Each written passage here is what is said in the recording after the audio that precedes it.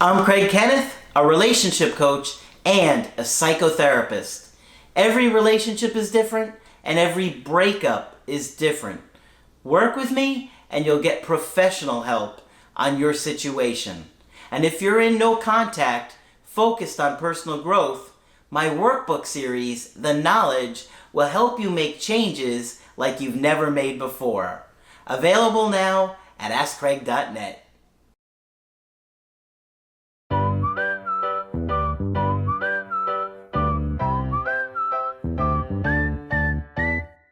Hi there, I'm Coach Craig Kenneth. And I'm Coach Victoria. And in this video, we're going to be talking to you about when your ex comes back, do this. We got some good stuff for you today.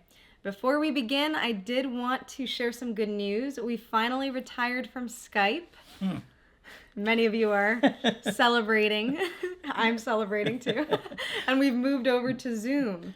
So now for our coaching calls, we'll be on the Zoom platform, which is much smoother. Just a link instead of having to download Zoom and find us and this and that. So now it should be nice, smooth, and simple. Everybody's liked it so far, except for me. We're adapting. I'm slow to change. So, okay, this is such an important topic because this is what you're waiting for, your ex to come back. How are you going to make it work? What are you going to do? Because our instincts in many ways are going to make us mess up, okay?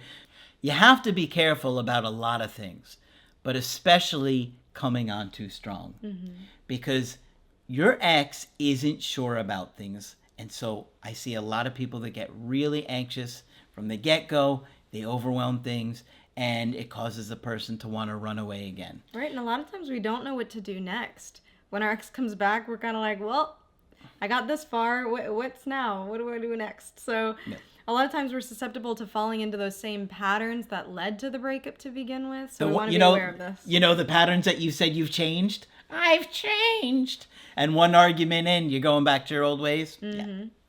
Right. So we're going to talk about some of the factors that can keep this relationship working, which is essentially what you would want, right? You don't want two breakups, which is why you're watching this, right? How to make things work with your ex. This is what we're going to be talking about. Okay. So very first thing is being able to get to know each other again. So a lot of relationship coaches will say something along the lines of when you are getting back with an ex, the old relationship is over and you're creating a new one. Yes, let's make sure that we're learning from that old relationship and allowing things to be different now. A lot of times we fall back into those patterns without even realizing it. And so we have to view this from the angle of we're getting to know our ex again, because when we assume that we know how they're going to respond, we're robbing them of that opportunity for something different to happen. And we also want the same thing on their end too. We want them to give us that opportunity to do something different and not just assume that we're going to make all these mistakes again, right? So we have to be willing to do the same for them. Absolutely. That's such a great point.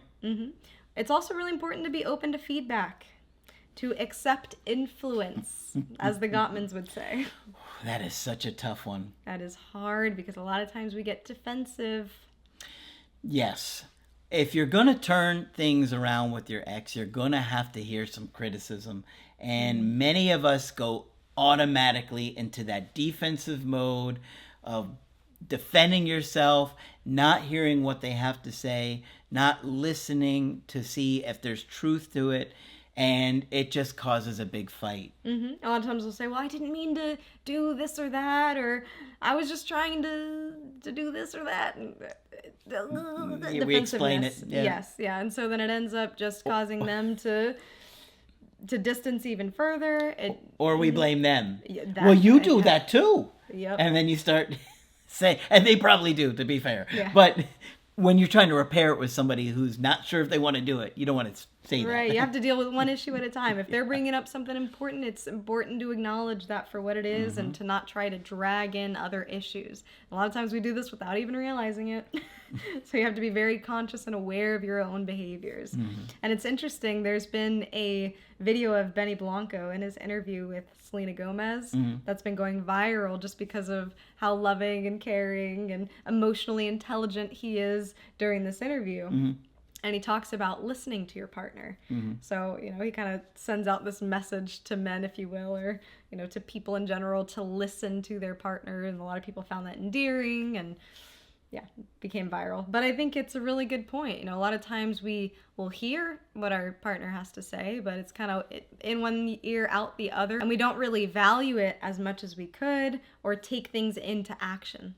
And I think a lot of that is anxiety. I think we are kind of like these giant balls of anxiety, like blobs of anxiety, and it overwhelms us, and we can't think straight, and we forget, and we're almost in like this like timeless warp zone where we're like, where like it feels like a fog. I mean, how many times do you talk to people and they're like, and you say to them, okay, so what did they say to you at the breakup? And they're like, I can't remember. Yeah. I don't remember what that. It's like you get in this anxious state where you can't think clearly. Yeah, and so it's difficult to listen. So that's why that awareness is really, really important. That's why I'm saying you got to learn to soothe yourself, work on that emotional self-control. That's why we're always talking about that. Oh, yeah. Another important thing is being receptive to their bids for connection. So if you could tell, a lot of this list is inspired by the Gottmans. They have an incredible book called 7 Principles for Making Marriage Work, which is what inspired this. But being able to be receptive when they reach out, being able to not ignore them, but be present with them, responsive to them. And you have to realize that for them, getting back into a relationship with you can be really triggering.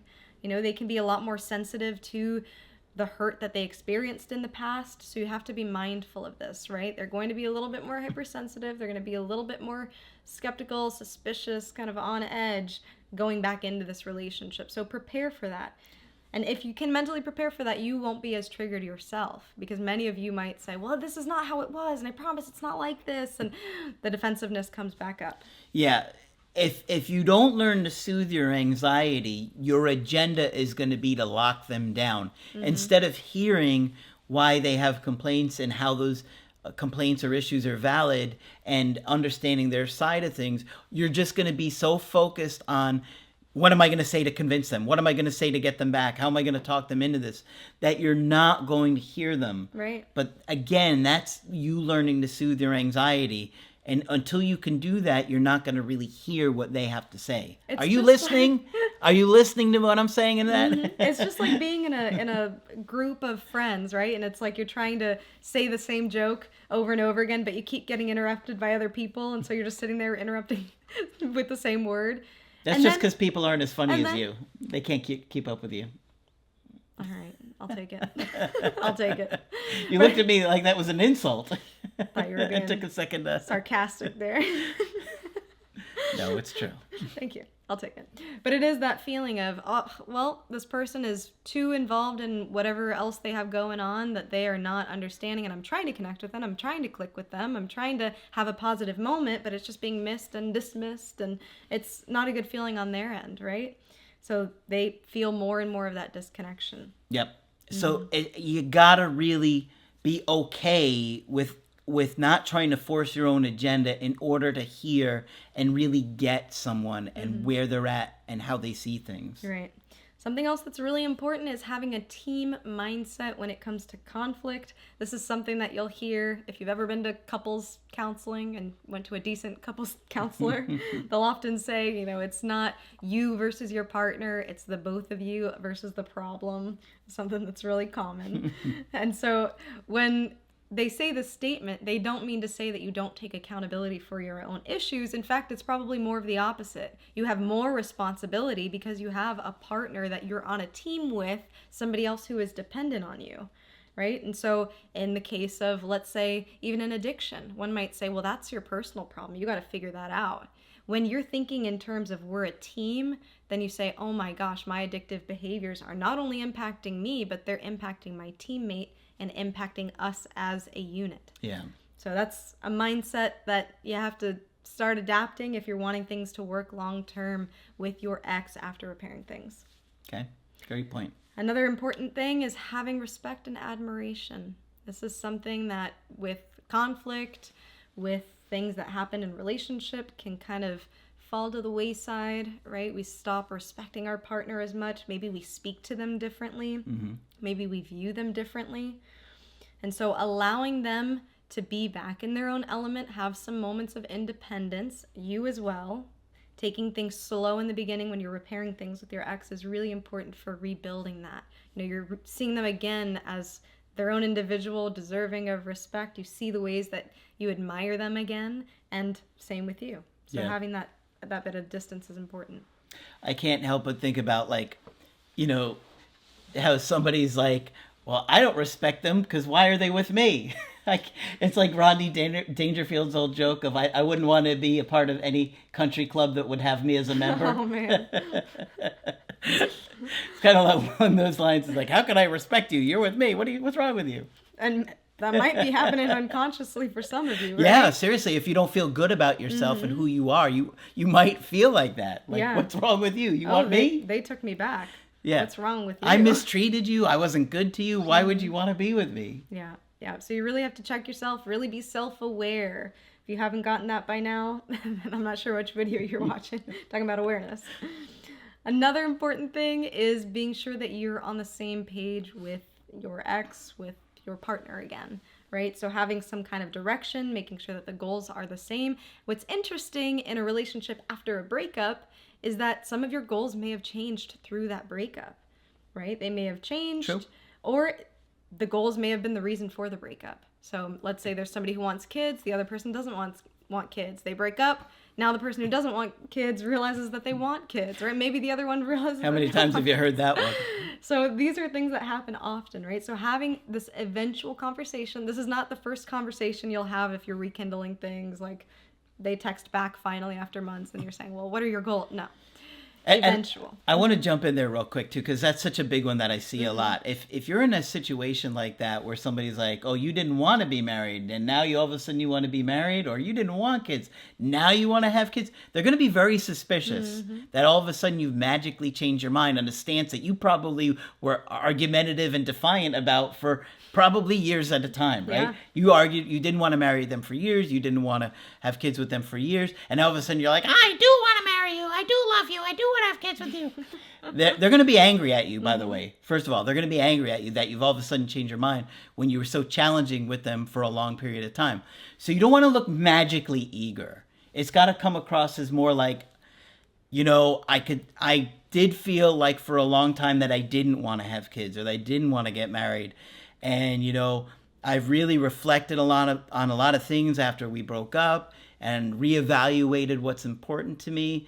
And, I'm more open to those things now. But it can't look like, yeah, let's get married and have kids. And you have to be really self-reflective. Are you just saying that to get them back and to reel them back in? And then, when the time comes, you're not actually ready to take those steps. So these are things that you have to decide for yourself. We're not for leading somebody on, especially with these kind of life goal situations. Treat people how you want to be treated. Please do not treat people like some object or just lie to them to get what you want. It will come back and bite you. In fact, I just had that on a call this past week where this guy was not honest in the upfront of the relationship because he wasn't really ready for the relationship, but he told her he was at first, and then he broke up with her a couple months later, and boy, now he has been suffering probably longer than the actual relationship. Wow. And he regrets it. But it's tough. So always be authentic and treat people like you would want to be treated. Some of you guys have a hard time doing that. Think about how you would want your mom treated, or your sister, or your brother. Think about, or your best friend, someone you care about. How would you want someone to treat them that was dating them? Try and live like that. Okay? Yeah, and consider the amount of investment that partner has. It is really sad when you see a situation where somebody's been wanting marriage for, 10 years sometimes, right? And then there's the switch up. And so that level of hurt is very different than, you deciding in maybe the first 6 months what some of those goals are. So. I remember vividly one of the first cases when I started doing this of a situation just like that, where the couple had been together for 10 years. They had like 3 kids together, I think, and refused to marry her. Absolutely refused to marry her. She finally got fed up and left him. And then, of course, he shows up at the house with a ring, and he's begging and pleading. And I mean, I remember like hearing it yesterday, how, and I was like, you know, because I was very new at the time and I hadn't seen stuff like that yet. I'm like, wait a minute. And you weren't open to it? No. I'm angry. I'm mad. Now all of a sudden he's so eager to give me this thing. He's begging, he's pleading. Whereas before he was verbally abusive and, you know, didn't treat the kids well. And now all of a sudden he's magically changed and wants to be a new man. Yeah. Yep. Yeah. So we see these things all the time. You've got to consider how we're showing up and how we're making people feel. And you want to think about why your ex left, why they were unhappy, and how it can be different, how you can take your time to make things healthier, but don't try to show that you've like magically changed, because no one's going to believe it. Right. Now, a last one that's really important is friendship, is being able, and I don't mean in the terms of being friend zoned. We know that term is being tossed around. We're not talking about friend that. zone. We're not talking about friend zone. We're talking about getting back to that place where the relationship can have enjoyment, right? A lot of times towards the end of a relationship, during a breakup, it can be so emotionally intense that you forget to actually have fun with your partner. You forget that part of relationships is to laugh and to just be silly with each other and to have enjoyment, connection, chemistry, all of those types of things. So this is actually a really great place to start when you're reconnecting with an ex, is to kind of remind each other how you came into a relationship in the first place. Absolutely. Lot to think about. Please focus on personal growth and figuring out ways to make a healthier relationship when they do come back. I highly recommend you check out the Creative Healing course or the workbooks. There are literally thousands of questions in there for you to think about. And you watch the videos, you learn, you're learning skills, you're learning how to have a healthy, great relationship, improving your mental health and improving the way you show up so you can make things stronger than they ever were before. Hopefully you guys found this one helpful. Of course, if you want to get our help personally, you could do that on my website, askcraig.net. I do email coaching and I do Zoom. Coach Victoria is also available for Zoom coaching. Whenever you'd like to chat, I'll be here on Zoom. Just click on her name at the top of the website to schedule with her. But that's it for this video. I'm Coach Craig Kenneth. And I'm Coach Victoria. And we will talk with you soon.